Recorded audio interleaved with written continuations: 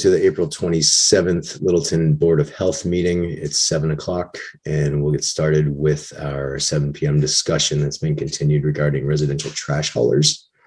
We had some correspondence with Town Council regarding the regulations that we were discussing, mainly based off of the regulations that Harvard had adopted. Come to find out, they had adopted regulations, or most of the regulations, the DEP had set forth for municipalities that wish to adopt private hauler regulations. I know it was last minute, but did everyone from the board receive those? Okay. Did you all have a chance to review those by any chance? I know it was short, but go ahead, Mike. Oh, I'm sorry. I mean, yes, I did go over it.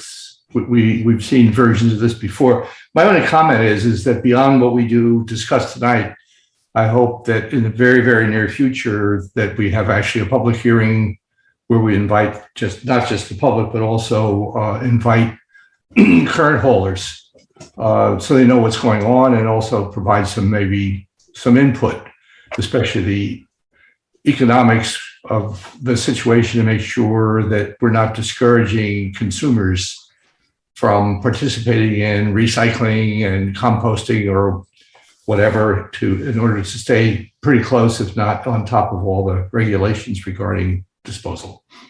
That's a great idea. Maybe for our next meeting, and I know our agenda may be getting filled up, but I'll speak with Jim. I know he's got a couple appointments already on the books for May 11th. But if we can squeeze in a public hearing, maybe we can allot half an hour and invite some haulers that we know service Littleton, and we can send them a copy of anything that we discuss prior. We can set up for that public hearing. My hope was that we could take a quick comb through what we've received and maybe decide to include or exclude or expand on any of the regulations in those documents, so that we can start to form what we'd like to put out there for the public hearing. Does that sound like a plan?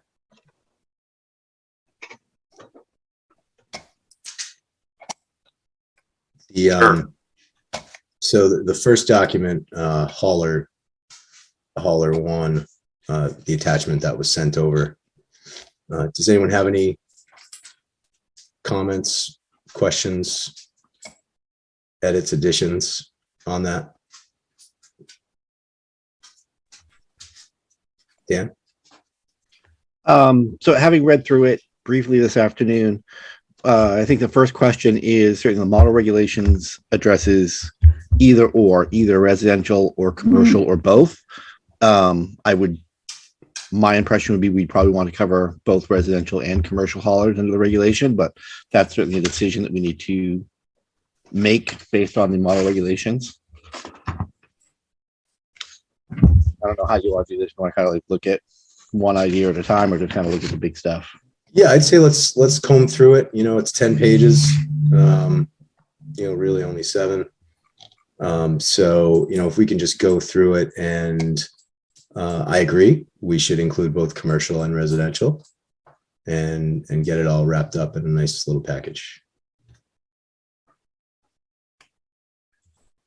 All right, so let's see, page 5, we have a note to us from DEP of, do we include mandatory recycling regulation in this regulation, or is it already existing? And I will be honest, this afternoon, I did not have a chance to both read this and then go back to double check our town bylaws to see if we actually already have mandatory recycling codified in our bylaws. I apologize for not having a chance to do that beforehand, but that would be a place either we need to include it here or reference our existing bylaws. Jim, do you know offhand if we have that included? I do not. Okay.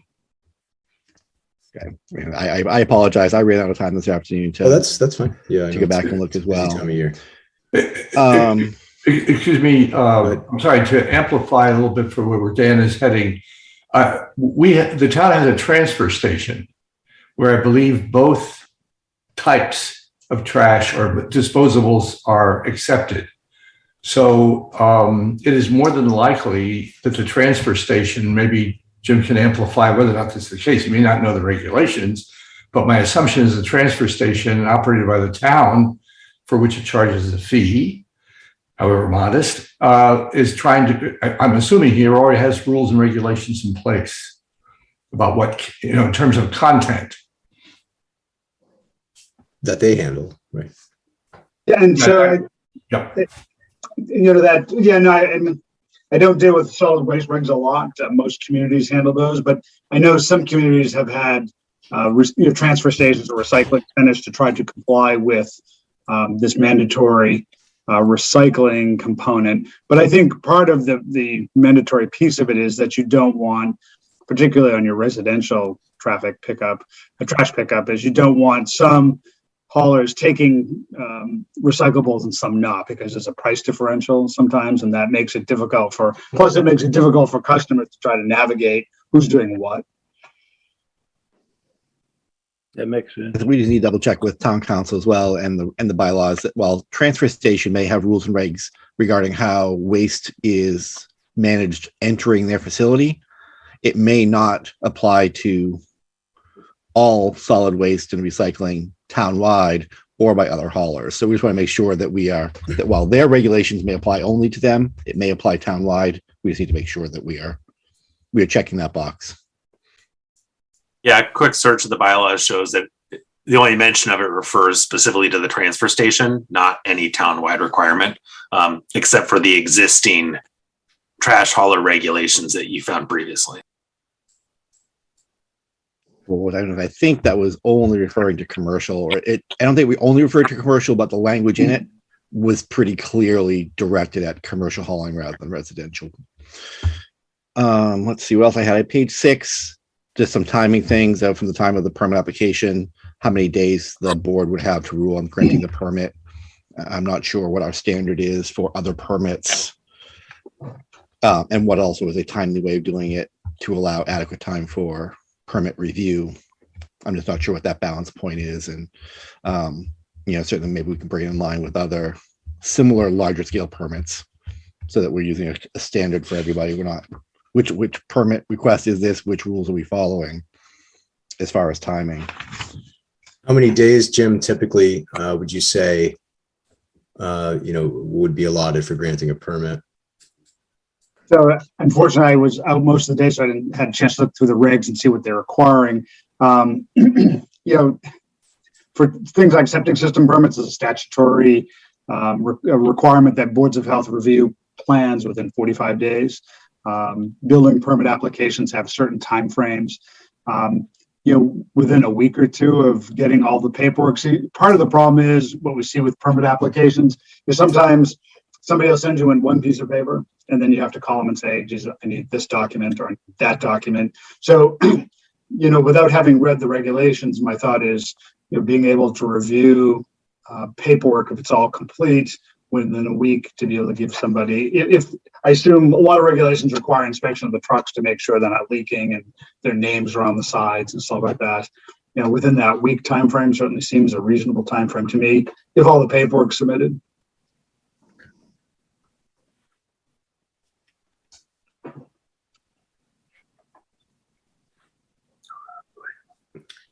Yeah, just looking at this, it seems like the permit application includes the name of the company, a statement that they're registered to do business in Mass, and they're fully insured, contact, address, telephone number, copies of certificates of insurance. So it's all standard stuff they should have, at their fingertips. So, the completed application, once they have all that, I feel like a week. I think that's reasonable. Okay. So I don't want to get us too derailed, but in terms of language, this talks about the Board of Health. And are we going to be the Board of Health and our new health coordinator going to be the Board of Health? Because that's who's going to be responding within a week. Yeah, it will be the Board of Health. And if our public health coordinator is basically, works for us. So go ahead, Mike. Mike, Yeah, this bears on, I'm going to use the word advisedly, compliance. I don't want to use the word enforcement. Compliance. Is it the readout so far that we've made that who handles, I hate to use the word, complaints or reports of failure to pick up?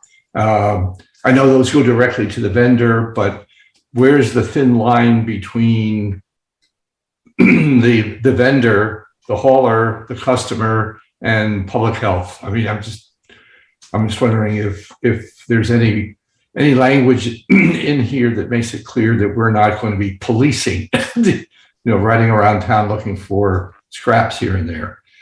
Unless we are, but this. no, I think in the, section, was it section 9 enforcement? Yeah.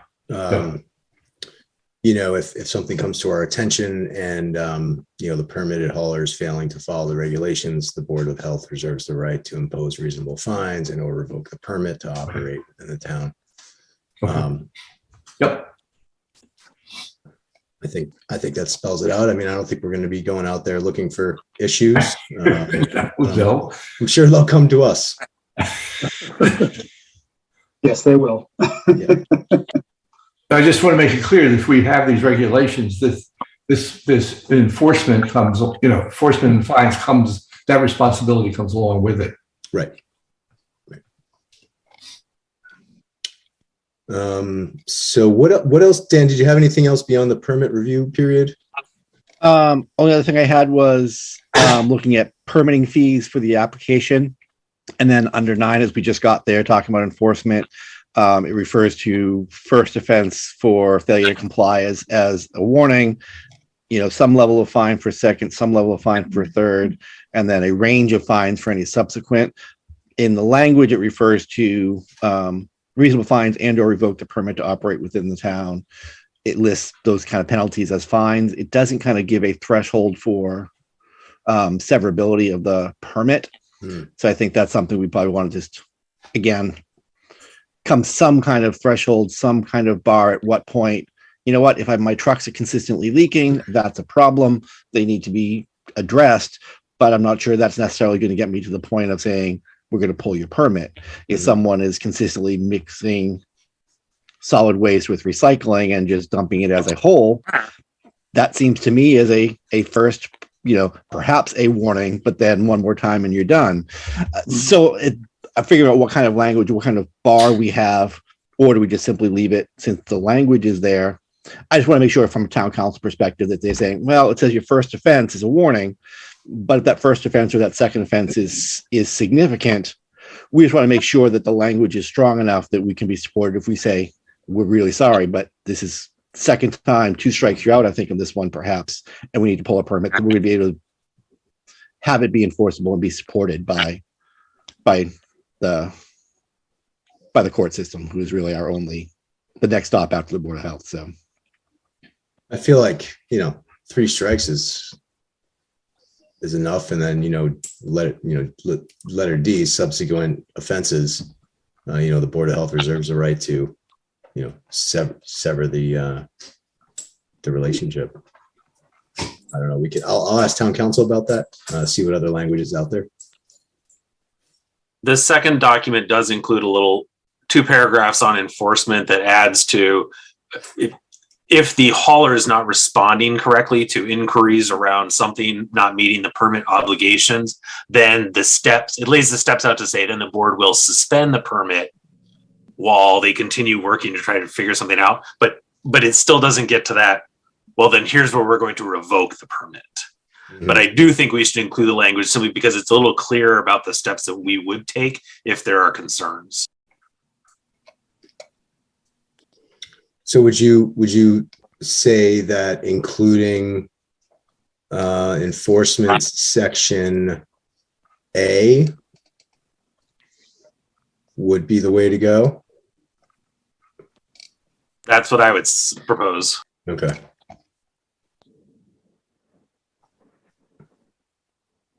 and not B.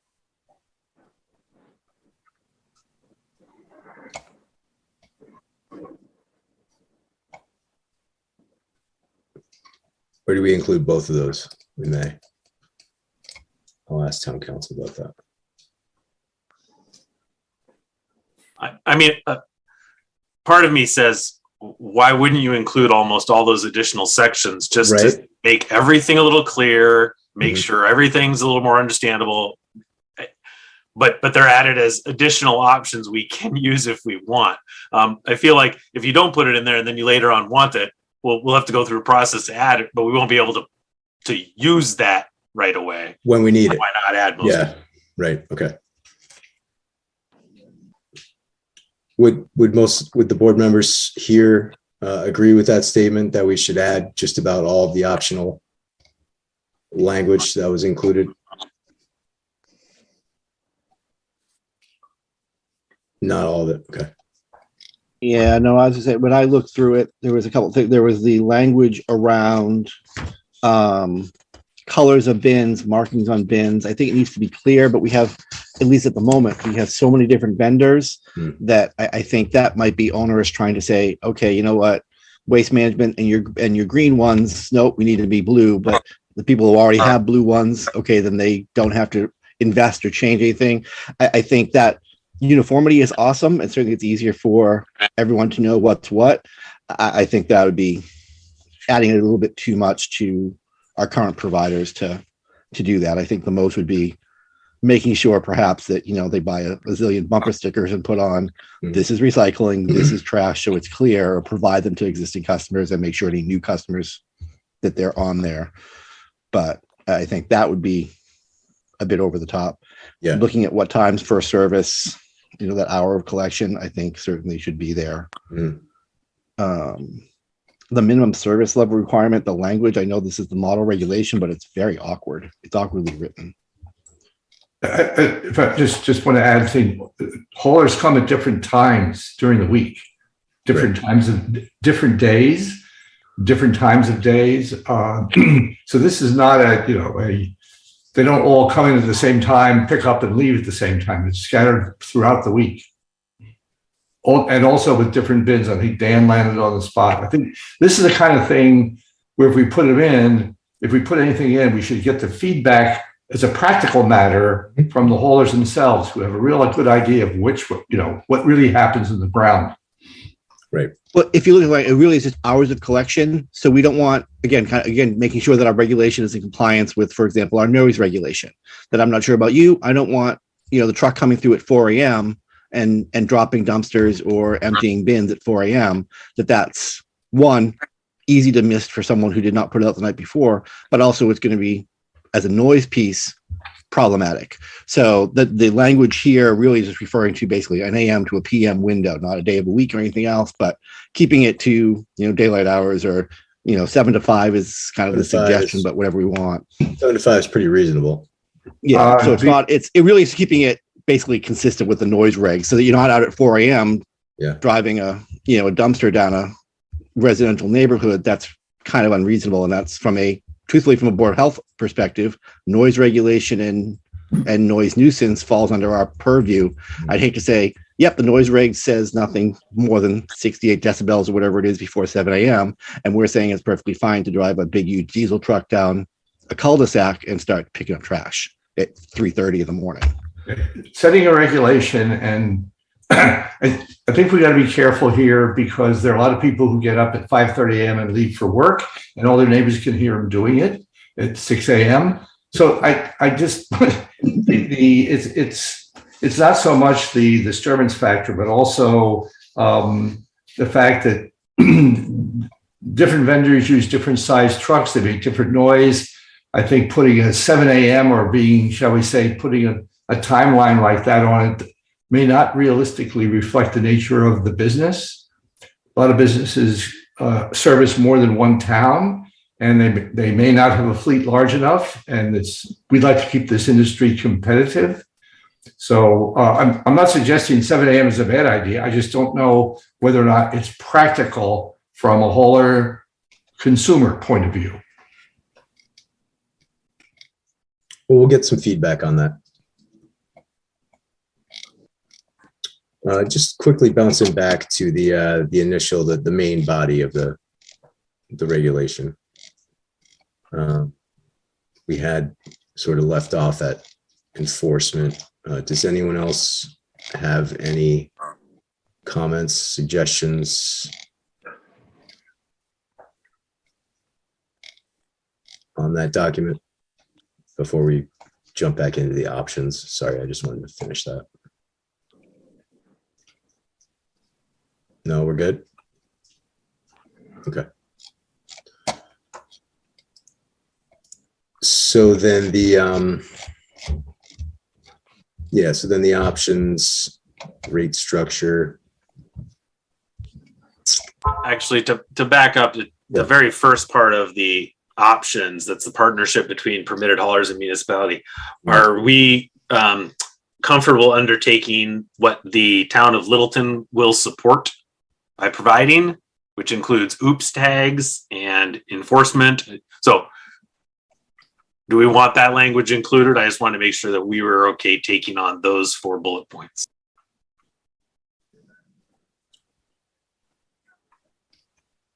They're going to challenge it.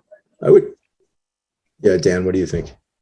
So I was gonna say, I actually had that. I had the OOPS tags crossed out Okay. on my list only because it incurs a cost. Right. That, and since the Board of Health really has no budget at the moment, and soon our only budget is going to be for this new position, we have no operational budget beyond really salary. That I'm just not sure if that's something that we would want that we'd be able to do on our own without having it as a budget item. And I would hope that a vendor would be able to provide that. I Yeah. think producing educational materials that we can make available to them, that is a knowledge cost, but it's not really an Expense. operational cost. We don't need to generate 10,000 copies of it. We just need to provide the content that we can share on the website. They can, send out through their mailers or their system as well. I think the other one seemed reasonable, but I agree with the OOPS tag is potentially challenging. Okay. Just from a cost perspective, just without a budget. We'll strike that bullet point.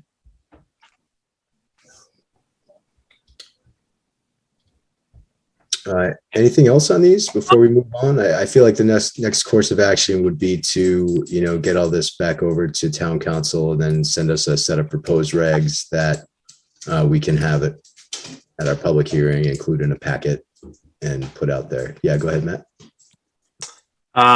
So on the minimum service level requirement, which is right after the hours of operation,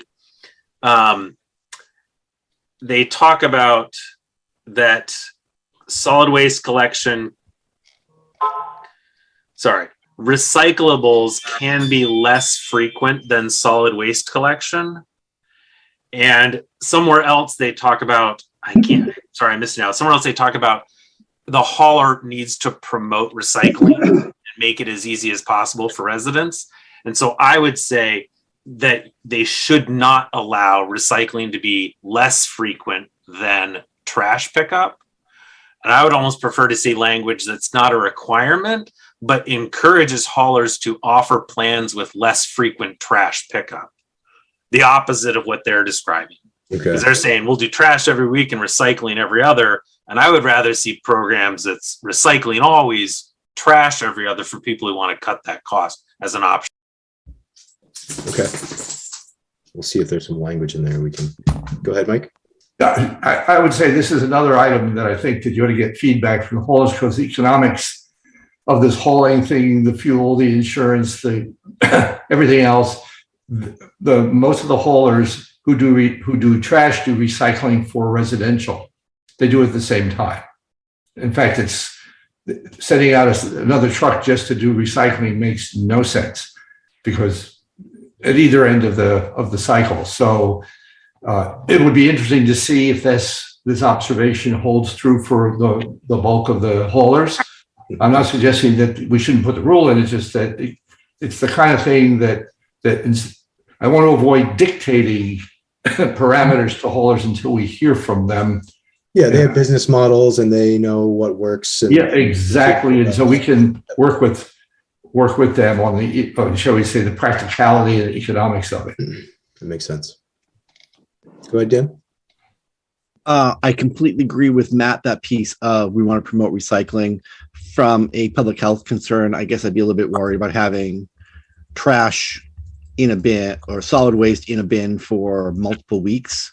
Particularly, it's just as a source of attraction to rodents, vermin, those kind of things that, I get raccoons sometimes in my bin, even with a bungee cord on it within, one night. I put it out at 10 o'clock at night. I go out the next morning, toss something in there, and it's been ripped up. So I'm just wondering if 2 weeks, particularly if your bins are outside, that's potentially a long time, particularly if you're not doing composting. If you got foodstuffs in there, or for the summer months where it's warm, that potentially is a long time. That would be my only concern from a kind of the public health nuisance perspective, that might be problematic. I agree with, recycling is definitely our push, but. Yep. Understood. And we may get some feedback from the haulers, and they just say, we pick up once a week and we're recycling and trash, and that's it. So, all right. Any other points on this options doc?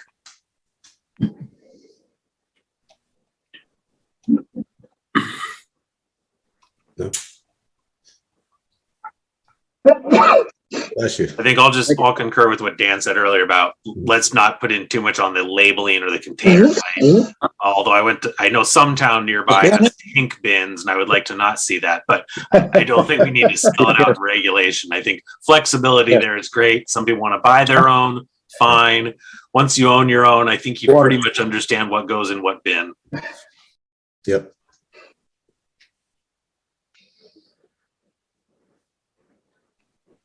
Okay.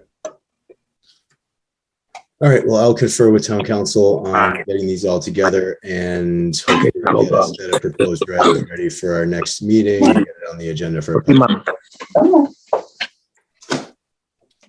Let's see. So we are running a little late, but 7:15. We have a discussion continued regarding the IDD decision support tool. Matt, I was hoping share your screen or get something up so we can look at it. Yep. One sec. Thanks. I just need to put my dog in another room. I'll be right back. So update for this week. No real change, I think, in the variant we're seeing. BA2 has become very prominent everywhere we're looking. Our ICU bed access has remained below 80% for the Metro West area. It's creeping up. The CDC did bump us from the green low level to the yellow medium level. I think that was primarily because our case rate jumped up over their 200 threshold, but that's out of a 100,000 people. So that's not exactly the case rate we were saying, but we have seen the case rate jump up a little bit. The vaccination data is not updated because that's still going to have to be a manual look. The public school prevalence data is a hair old because of the vacation week, so we don't have any data since then, but it still remains below 1%. The wastewater numbers have taken a small tick down, but there's still, I think, close to 700 parts per milliliter, which is in our right now just kind of yellow category. So I think it's not surprising that we've seen the uptick in cases following the uptick in the wastewater measurements. I think the promising news is we're starting to see that go down, but that trend is not sustained just yet. Based upon that review, I think the most concerning thing for me is that the wastewater numbers are still up a little bit, and the fact that the CDC feels their data is showing that Middlesex County is now up to the yellow category. So I feel like our current message of strongly encouraging mask wearing in all places should be continued for at least until our next meeting.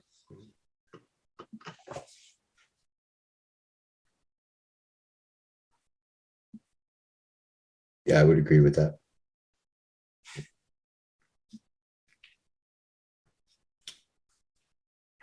Does anyone have any comments, questions? One thing I may just say, if you might, Kevin, Yeah. The numbers district-wide, so 16 towns, had bumped up a little bit the past few weeks. When I say bumped up a bit, it had been bouncing around, 15 to 20. It kind of crept up to near 40. Even, Monday didn't look so bad coming back from vacation week. Today it bounced. It went up to almost 70 for the 16 towns. So I am happy to see that the wastewater is trailing off, but I'm wondering if school vacation week and Easter hasn't kind of goosed the numbers a bit. So we're going to keep an eye on it. But again, it was 69 for the 16 towns. That's important. Okay. It's not all in one town. So it was. And we were 37, right? Yes. Yeah. Yeah, I think you went from 27 to 37. Yeah. So those numbers will be in the system, in that 2-week rolling for a couple of weeks before they work themselves out. So logistical question, did we get that data sent out? That just came in. They came in this morning, so that went to our Okay. public health nurses to actually make calls and reach out to folks. And yeah, it's like I said, I saw the number. I actually contacted the public health nurses. Is it really that high today? Because it had been staying, in a very narrow range, bumping up just slightly a few weeks back. But then it seemed to be dropping back down. So again, whether it's school vacation week and Easter and travel on planes, now we don't have to wear masks. I mean, there's a whole series of what ifs. Yeah, I mean, I think that if we see a continued increase, I feel like the next step that we could take is, maybe doing a face-to-face with the pharmacies and the grocery stores to, ask them if they, feel like, requiring masks would help their patrons feel more comfortable. Doing something along those lines, places that people have to go. Maybe, I don't know if places are still offering separate times for those that are at higher risk should they develop COVID. But, sort of implementing those things that help the folks that are more at risk or unvaccinated. I think would be beneficial. And of course, promoting the vaccine and generally mask wearing indoors in public places, but hopefully the weather gets better. We see more ventilation happening too. Mike, any new variants to talk about? I hope you'll still come consult with us after your tenures here. I'm sure you'll like to take a vacation for a bit, but you're muted. You're muted. I can't hear you.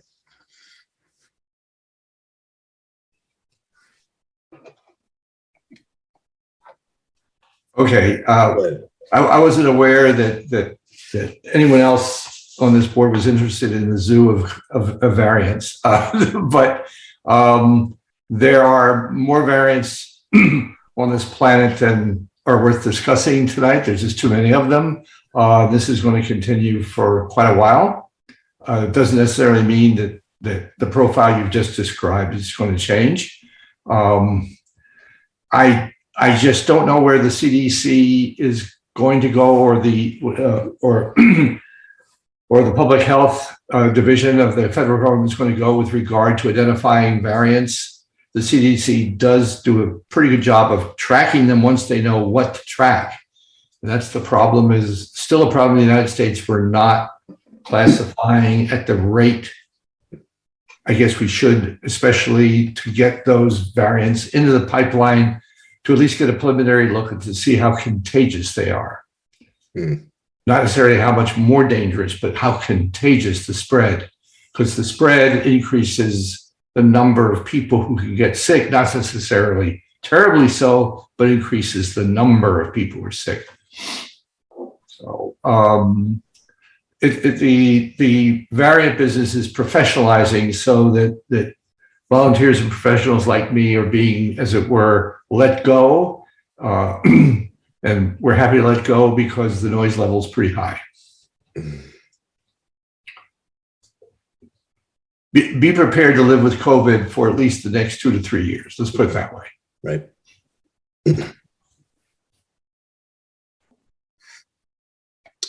Jim, how's the vaccination going? So we haven't done any clinics because the demand really isn't there. And Yeah. so when you have to order minimum amounts from the state, we're more concerned about wasting vaccine at this point. I mean, near the end of March, we went to Taste of Neshoba, we went to shelters, we went to soup kitchens, we went to schools, we went to restaurants, all in an effort to try to reach people who, try to make it as convenient as possible, and didn't get much in the way of uptake with that. Also, as I'm looking at the community numbers that go out to the towns, the vaccination rates really aren't changing from week to week. You might see a point here or there, whether it's, and it's just, we're looking to see who's getting fully vaccinated and who's getting boosted. Those numbers really haven't moved a whole lot. I mean, one of the nice things is Littleton, particularly for first and second shots, are very high, and boosters are high too. So there's, you're lucky in that regard, that really good uptake in vaccine. So what we've been telling people is we'll kind of watch it over summer. We're not sure how they're going to introduce in the fall. If there's, Bernardo's talking about maybe a new formulation that takes into account variants. Whether the state is wanting to push COVID boosters at the same time as they're pushing flu shots. That's something we're talking about, that we may get back into the COVID shot business in the fall when we're doing flu, particularly if there's new vaccines out there that people, or the age changes for either boosters or for initial shots. We'd reassess it at that point. I should point out, just to dovetail with what Jim said, that there's still not enough data about the vaccine for really young kids. And it's a bit of a gap. It's an unknown territory, how this population really is affected by not having protection. And so this is something, to whatever extent, in the general community that we should be alert to if we get some data on cases.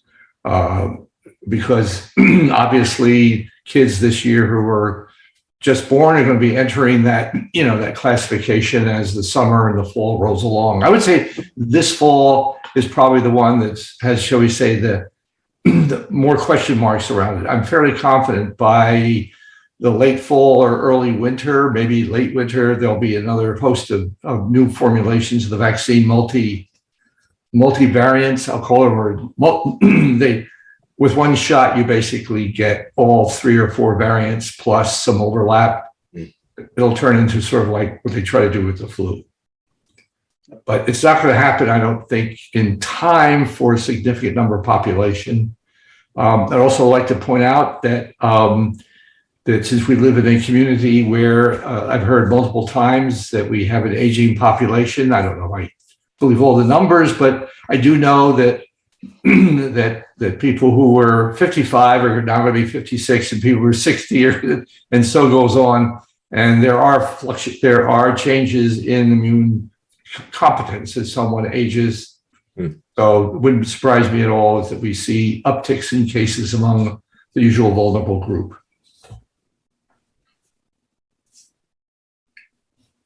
I will say, I don't want to get off on a tangent too much, but as we kind of hone in on presenting data and looking at data on a regular basis, which we've been doing for a long time, which is great, there's still a piece of me that has concern about a prevalent attitude that it's just no big deal. It's, you don't get that sick. It's not that big a thing. And for a lot of people, that's true. But Mike, like you pointed out, there's our aging population in that community. We need to keep them in mind. And we don't know a lot about long COVID, and we don't know a lot about the cardiovascular events that are occurring in all age groups. And so maybe it's on my wish list, or, something that maybe is a next step at some point, is figure out how can we also be messaging those things so that people can understand that the ramifications are more than just a cold as an individual. But it's a hard message to get across, I think. Can I make a suggestion? I'd like to I'm glad Matt mentioned that. I was going to horn in on that. Anyway, I have a suggestion in the next round, if they're after all the new members come on to members come on to the Board of Health, that in addition to keeping Katrina engaged, I'd like to suggest that you, now that things are sort of calming down, that you make a major effort to get one of the local MDs who are at the, not necessarily the front line, but close enough to the front line, who understand infectious diseases, this one in particular, and its effect on different populations, basically to come in and just give a briefing to this board. And if necessary, arrange so that it's, that it's disseminated so that people can understand exactly what Matt's getting at. This is not a trivial deal. There are cardiovascular effects, even after a complete recovery from the overt symptoms. He's got it nailed.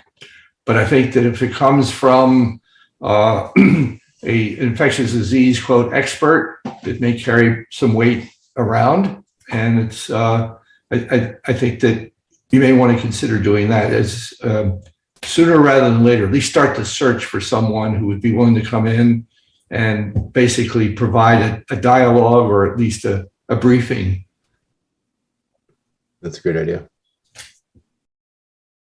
I mean, we do it for things like, what should we put over on the old IBM site? We have multiple meetings about that and input, and lots of authority, experts come in and testify, but on stuff that kills you, okay, enough said. No one wants to hear about that, Mike. Exactly.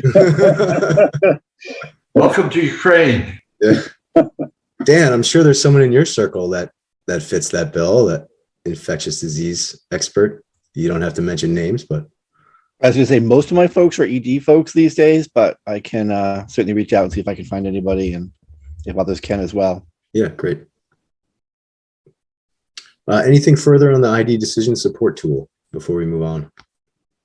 I just want to commend Matt for doing a great job doing this, and it's already turning out to be useful, focusing our attention, getting us to land on topics. Keep it going. Thank you. All right, so 7:30, we have a public hearing regarding a new regulation, potential regulation requiring treatment for sewage disposal systems within 100 feet of wetlands. I'm sure you all recall this stems from the issue we had where it was recommended and absolutely beneficial to public health to have a certain system within 100 feet of the wetlands have treatment. However, there had already been systems put in place without treatment that fit that criteria, and so we're trying to eliminate the gray area. So I didn't know if anyone had questions, comments, concerns, and we'll also hear from the public. Dave, just let us know if anyone has their hand up in the audience, please. Dan? Sorry, I'm chatty tonight. Sorry. So currently the proposed regulation is relatively clear that a wastewater treatment with STS is required within 100 feet of the wetlands. It's basically the proposed language. One, we want to make sure we spell out SDS, but is that the only system that would meet that objective? Because I think we want to specify a subsurface strip system. A sewage disposal system. So any septic system. Jim, am I right on that? I was going to say, what you're concerned about is the leaching area. So yeah, the tanks are tight, but yeah, it's the leaching area that you're concerned with. Right. So the language would read, regulation X, town of Littleton requires treatment for sewage disposal systems within 100 feet of the wetlands.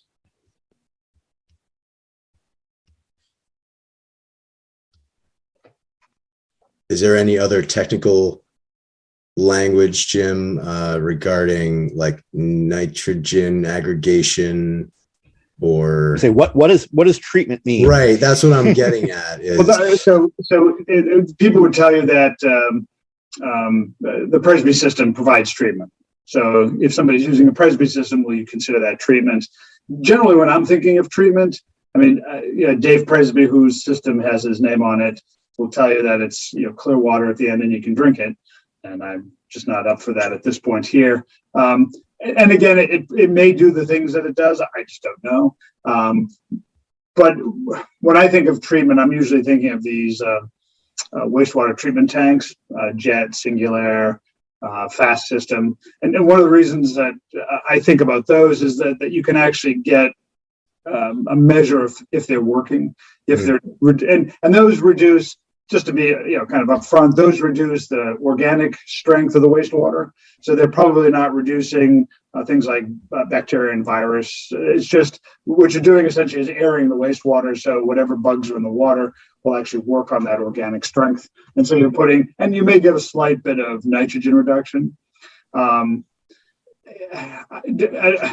not sure. I guess my recommendation is whether you really want to hem yourself in by requiring it, like, because you'll go from not requiring it at all to requiring it at all that are within 100 feet. And so whether, I'm just not sure. Well, I think what we're trying to do is require it. And then if they would like to request a variance, Okay. Obviously we'll grant the variance if it's, No, that's okay. So that gives you the flexibility Right. to have it be a black but white. to have something in place so that, the engineers know what we're looking for. Sure. The homeowners, the installers, everybody knows what we're looking for. If it can't be done, you can't fit it, or, we're only, we're 70 feet and, the water, the high water was 10 feet down and, we're not asking for groundwater reduction. All those things come into place, but I feel like, just having the language there helps us avoid a lot of confusion. So No, and so it may, I mean, the good thing about essentially the treatment, systems in a box, the treatment tanks, is they generally don't take up any more room than a regular septic tank would take up. So so the big thing is, and I'm guessing on numbers here, a 1,500 gallon 2-compartment tank may cost you a couple of $1,000s to put in the ground. A fast tank may cost you 7 or 8. So there's a significant step up. Plus, the treatment tank comes with operation and maintenance at least annually for the life of the system, which is the reason you want them in situations where you think they're necessary.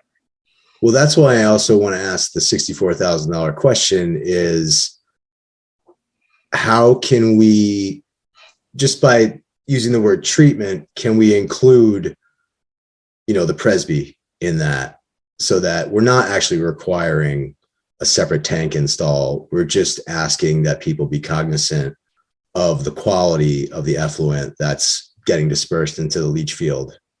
Because I know you mentioned you can't measure it. Right. And we know it works. Right. Except when they don't. So like we've had one spectacular fail of a Presby system, but it was connected to a restaurant, the Yangtze.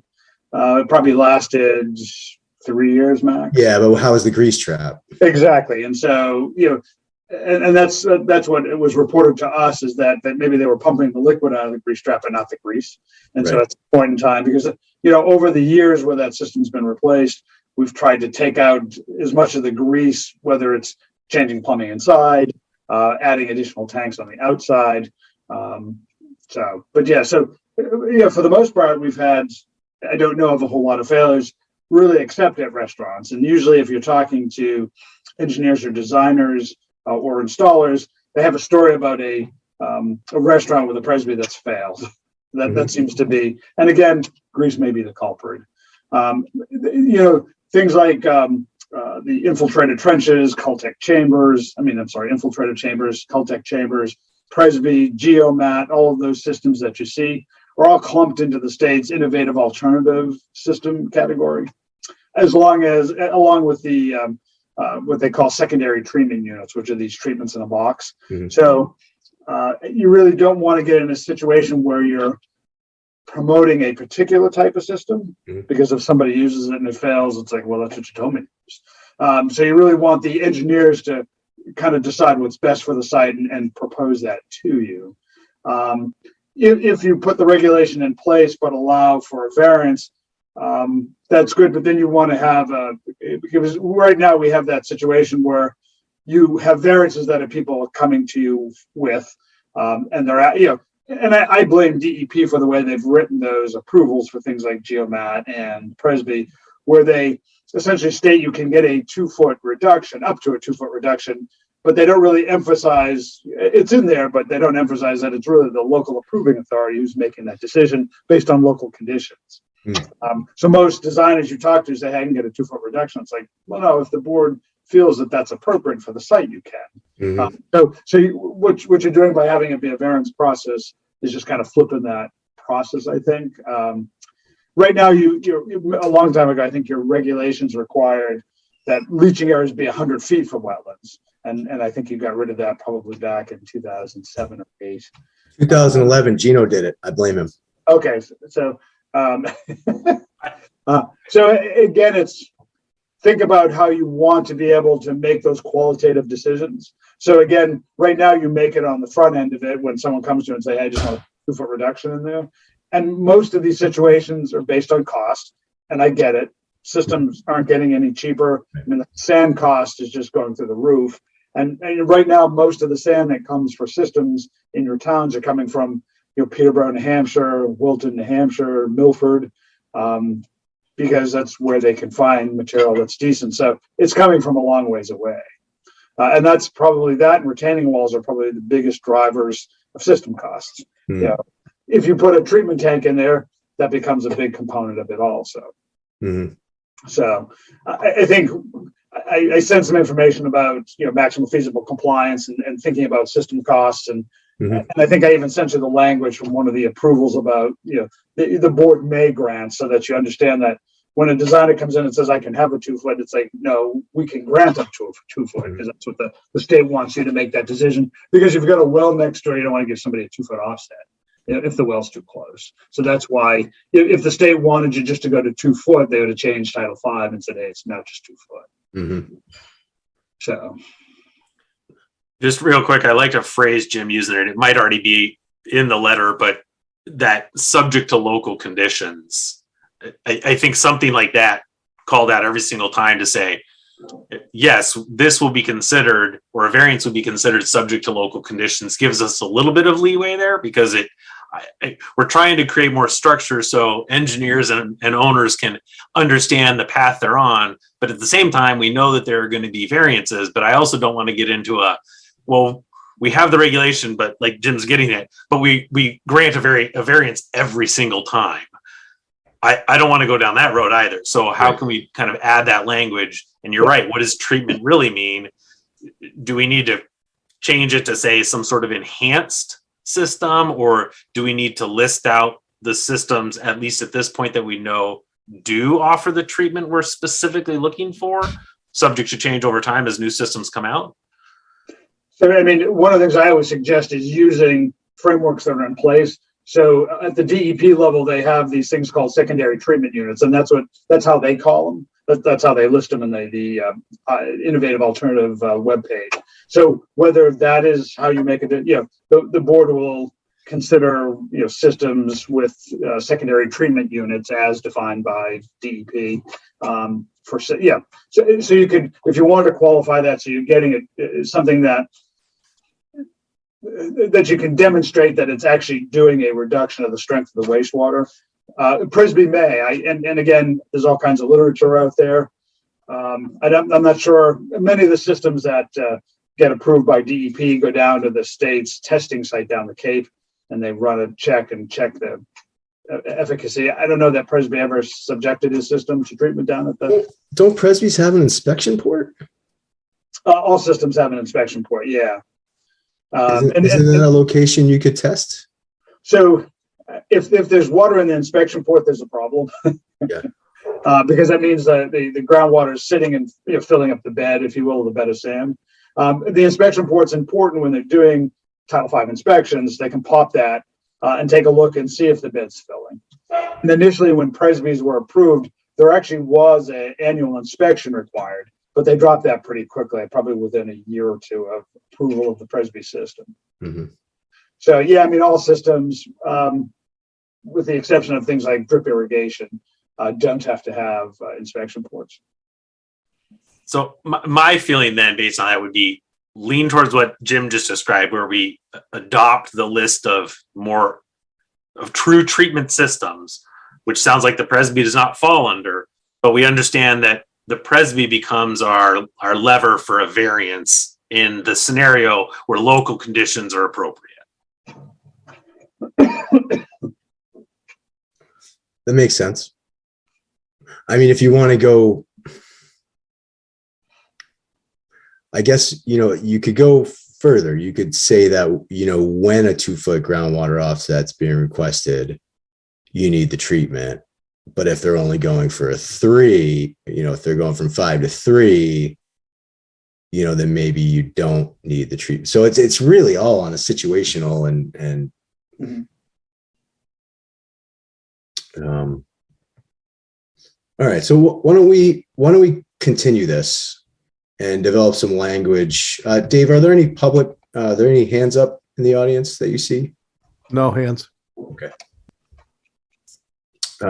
Maybe what we can do is develop some language and then, have it be included on the agenda for our next meeting where we can continue this discussion and hopefully wrap it up. But I think we're going in the right direction. Any other comments? Questions? Okay, we can move on to the 7:45 discussion on the MOA. Did everybody review the document that was sent over by town council? Questions, comments, edits, additions, explanations, etc. Mike? I think the MOA is sound and achieves many of the objectives, at least as I envision them. And I'm sure other members have either complementary or additional points of view. My main concern is that both the current pathway that's being taken is not consistent with what this board has put forward. So I know we're having a discussion. I don't want to make more of this right now because it probably will spill over to others. But as you know, Mike, I hate to tell you, but this is your last chance. Okay, good. All right, I'll make it quick. First of all, good news, sensible news. The select board voted so you know that for a year extension, a full year extension in its relationship with Neshoba. Right. Okay. All right. So assuming everything works as one would hope, and we don't know the outcome, I just want to encourage people here to continue to press and make sure that this position is filled in order to meet Littleton's needs and not the needs of an administrator or anyone else. We are a statutory board. Yep.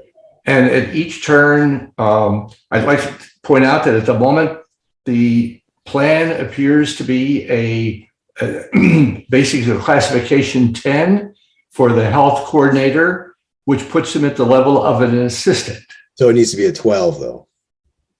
I don't want to go above my soon-to-be pay grade, but I would say what the boat has been missed. They don't get it yet. And I'm just trying to encourage all of you here to understand, if you look at the budgets and the responsibilities of other, what we'll call public safety offices, just that argument alone, it looks like public health, even though it has the most profound effect on the population in terms of pure numbers, gets basically not ignored, but not understood. Mhm. So I think that, I just want to encourage this board to be far more aggressive than it has been in its past in making sure that the health coordinator has an opportunity to put together is hired at a professional enough level to deliver the goods for the town. Because very frankly, the way it's being written now does not come close to even, shall we say, to what they're dissatisfied with for the last 3 or 4 years. With all due respect to Jim, I mean, I'm trying to make the point that they're becoming independent doesn't mean you get mediocre. And this is the take-home message I'm getting from the folks who are putting their fingers in this. As far as I'm concerned, and this is my final comment on it, you are dealing with several committees who are amateurs when it comes to public health. And I mean it in the most respectful way. They're pure amateurs. And we've seen them in action already. So please, be aggress and press. I believe this is the first job they're actually grading as the new personnel committee. Okay, the personnel committee and as admission from the personnel department have never done this before. They haven't a clue, and it shows up. I mean, it's turning into what's the least amount of money we can spend, and let's push this away. And they don't realize with climate change and other diseases coming along, and our relationship with the state and the resources needed to respond. There's an element of unreality, as it were, that's crept in. Understood. I guess that was the only part of it that kind of caught me a little bit, is specifically calling out in that subsection B that it's a grade 10 role. And I understand we can, vote to change this at a later date, but does that phrase have to be put in concrete, or can that section just change a little bit to be a little more flexible? I mean, I personally think it should be a 12. Just because I believe this person needs to have the ability to supervise themselves. I think that, putting the day-to-day supervision of a public health coordinator, who is of the quality that we expect and need. We've been so spoiled with Jim. I think it's silly to take a step back when what we're trying to do is take a step forward. Wait, all you have to do is attend the meeting and see the plans for the former IBM site. And if you thought the point was going to be a significant change in the character and demands from public service, the IBM, that site is going to be a game changer for this town. And I don't think the current administration has a clue. That all may change in a couple of weeks too. We'll see. We don't know. So that was my comment. Was that in section B it should be a 12, based on the current grade. I'm sorry. This means going to the select board meetings, whether or not we're on the agenda, and pointing out to them in very clear language what is needed, why it's needed, and what it costs, and what it costs if we don't. So that means the whole board's got to get into this.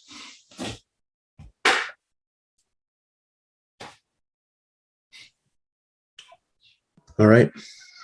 As a reasonable next step, I know we took the survey many moons ago about how we felt this position was going to have requirements. Do we need to redo that exercise, or can we all review these grades? Because I don't have nearly the same understanding of all the grades and the differences as you do, obviously.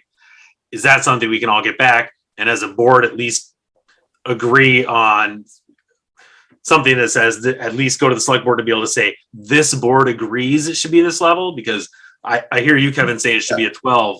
Right. I think I support you on that, but maybe I think it should be a 14, but I'm not there yet. Go ahead, Dan. Just for that, actually, I pulled up our town basically titles under positions. If you want, I can share just so we can kind of see where a 10 falls in would you mind? the town pay scale hierarchy. Yeah. So give me 1 second.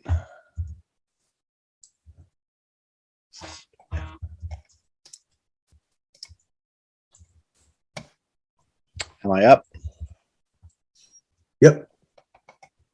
All right. So At a grade 10, we have the Assistant Director of Elder Human Services, the Assistant Library Director, Assistant Parks and Rec, Assistant Treasurer Collector, Assistant Zoning Officer, Permit Coordinator, Business Administrator, the Inspector of Wires, and the Gas and Plumbing Inspector.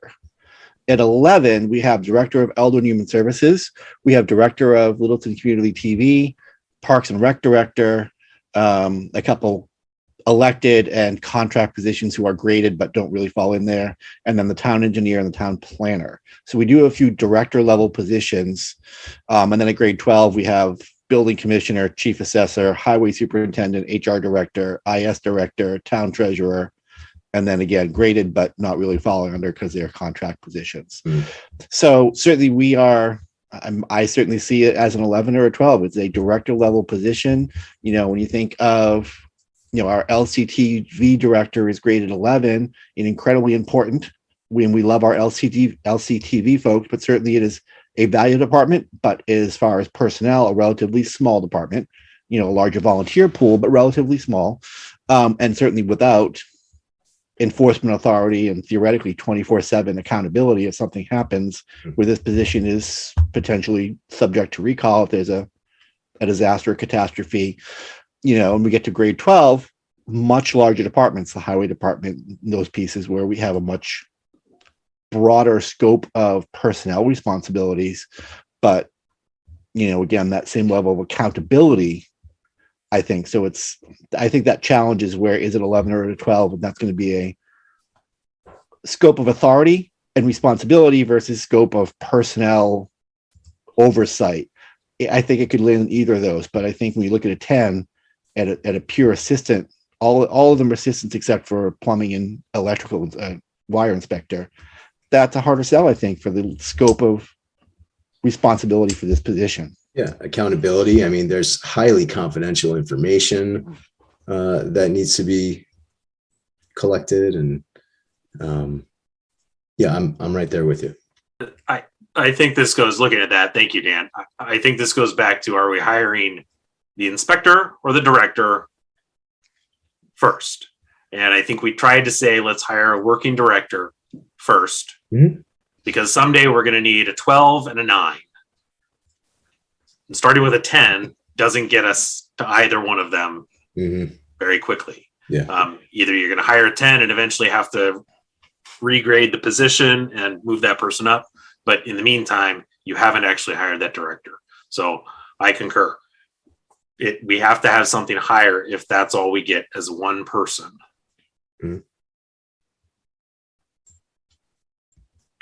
Well, I will let that be known. I will get this document updated. And does everyone have the appetite for a joint meeting with the select board on this? Or do we want to wait and see once we finish up this document with that one change? I'm going to propose a 12 and send it over to them. And then we'll have a meeting once they've had a chance to review it. I mean, what would you like to do? I think before you have a meeting with the select board, I'd like to suggest that this group has got to get itself organized with respect to the argument, because what you're fighting against is we haven't done this before, and economics and politics, a small p politics. But the economics are, whether you appreciate it or not, when you move up from a 10, it's not the argument for a 10 is that the commitment over time with respect to benefits and all the rest are lower, okay, than they are for 11 or 12. Number two, it also carves out an area of influence that maybe some folks don't want to give up just yet. They want to be able to say no to someone who's at a stage 10 or at a level 10, who is working hard to keep the job and keep basically not to let the Board of Health get beyond a certain envelope. So please, this is why I think it's important that this board gets itself organized with not just arguments, but also the public has to understand what was and wasn't done in the management of basically one of the biggest challenges to the town. and how much strutting and posturing was done as opposed to actual work. And rolling up buses that provide, it's very important, but no one, this way, there's nothing magical nor, shall we say, subtle or unobvious about that in response to a crisis. That's the job. So whatever, the 11 or 12 argument, I think is easy to work out. The argument will be, you want someone here who is at a professional enough level. So as I think both Dan and others have pointed out, does not need the kind of supervision that basically the administrator office and the building commissioner office would love to exert.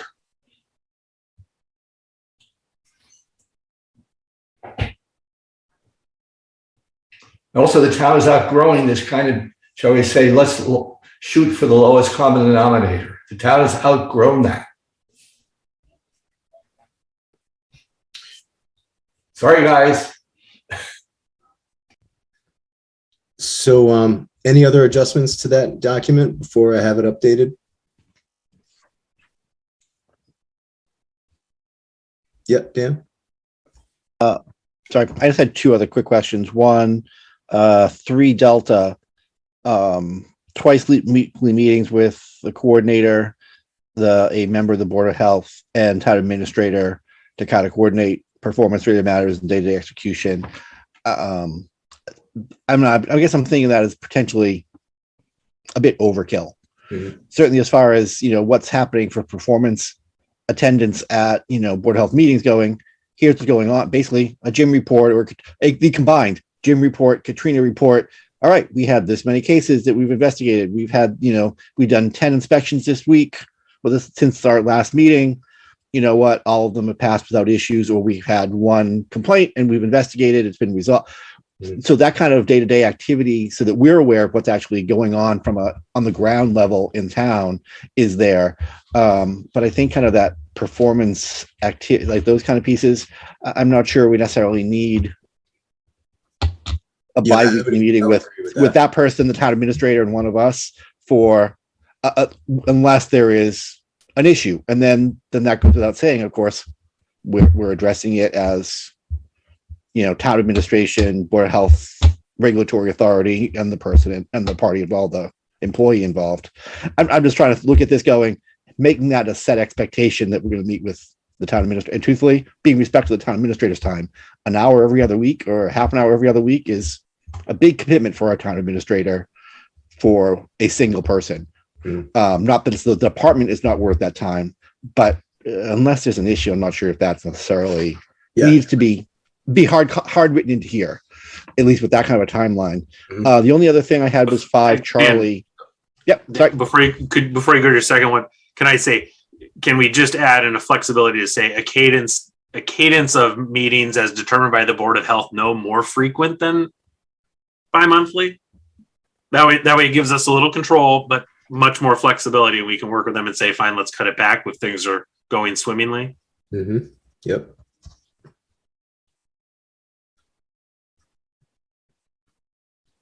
Okay. Dan, you were on 5. Yeah. So the only other thing I had was 5C, 5 Charlie. Maybe terminated the memorandum may be terminated by either party within 10 days. To written notice. The severability piece is always helpful and important to have. I guess I'm just wondering, okay, so either we or town administration chooses to end this memorandum, and then in 10 days, okay, what happens on day 11 as far as any level of oversight? Okay, now it's day 11, nothing else has taken its place, which is unlikely that it would, beyond being realistic. What then happens to the department, this individual, continuing department operations? I guess there's just lots of questions with that language. I'm just not sure how to address it, and I understand the importance of being able to end a memorandum. I'm just trying to figure out if you do, then what happens? Okay. Yeah, it's a great question.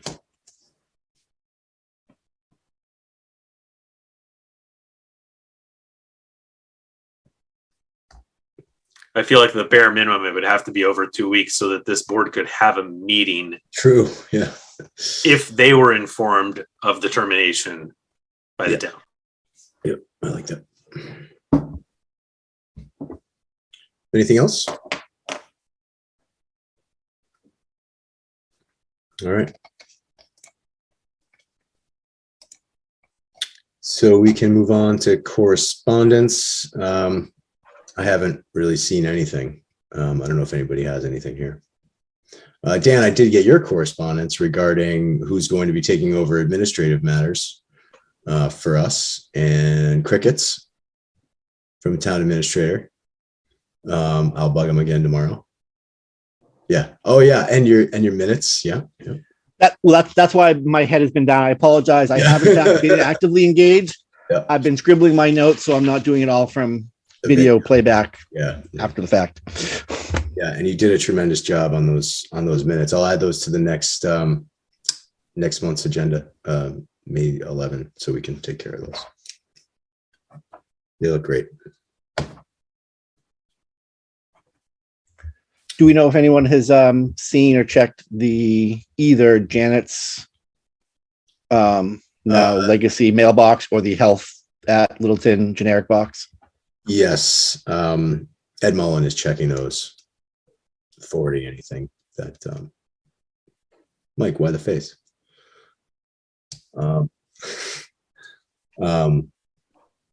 Yeah. So they're all being addressed. I don't think much has come in. I know Jim didn't have any appointments for this meeting, and maybe there's like a two maybe for May 11. Jim, did you say?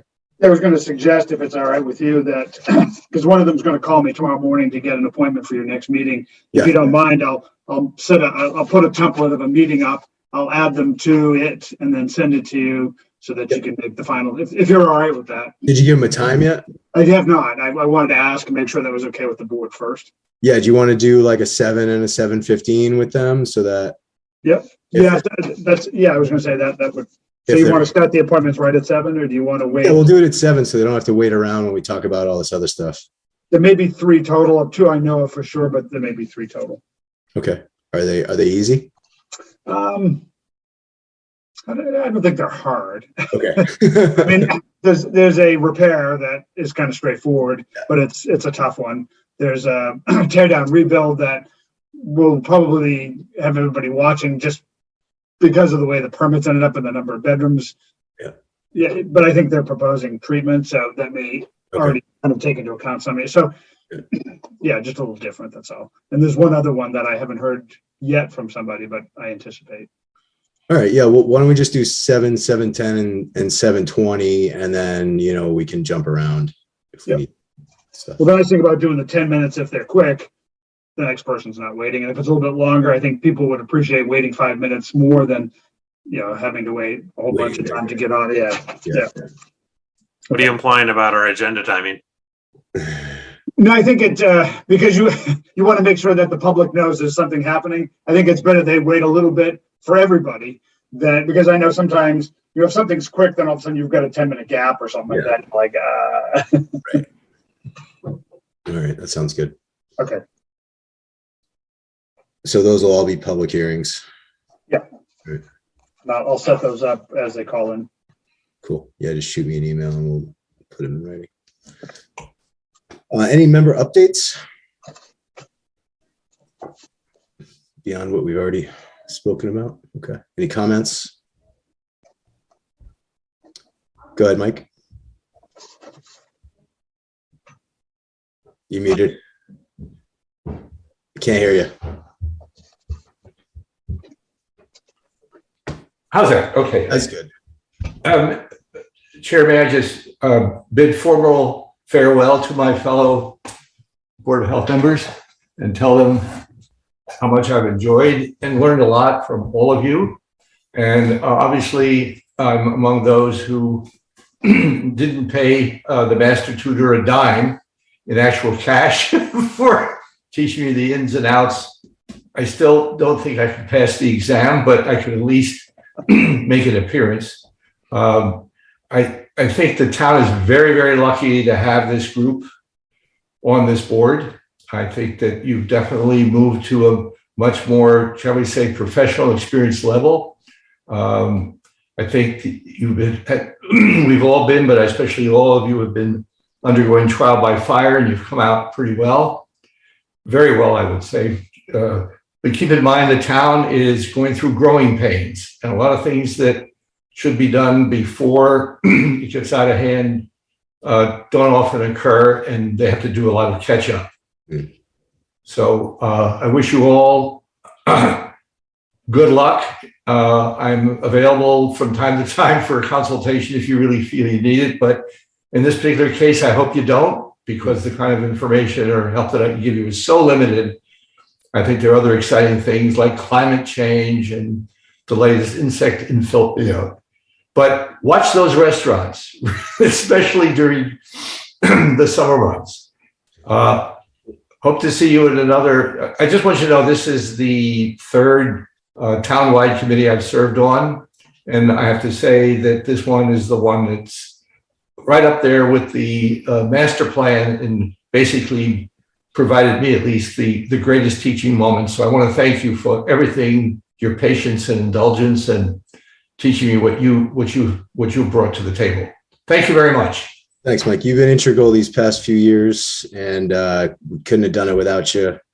I just appreciate all the time and energy you put in, and the voice of reason most of the time. And I'm still going to write you in next Saturday. So good luck. I just want to warn you, it only takes 9 votes on a write-in. I know. Just be aware of that for the hullabaloo. Yeah. I can't get out of town fast enough. All right. So, Thank you very much. Thank you for everything. Thank you, Mike.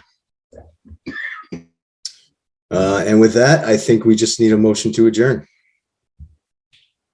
I'll make the motion. And I'll second it. Gino Fratelloni, Yes. Dan Kane, Dan Kane, yes. Matt Wason, Matt Wason, yes. and Mike Selden. Yes, thanks so. Evan Baker votes yes. Thank you, guys. Thanks, Jim. Good night. You all. Good to see you. Yep. Thanks, Dave. Thanks, Judy.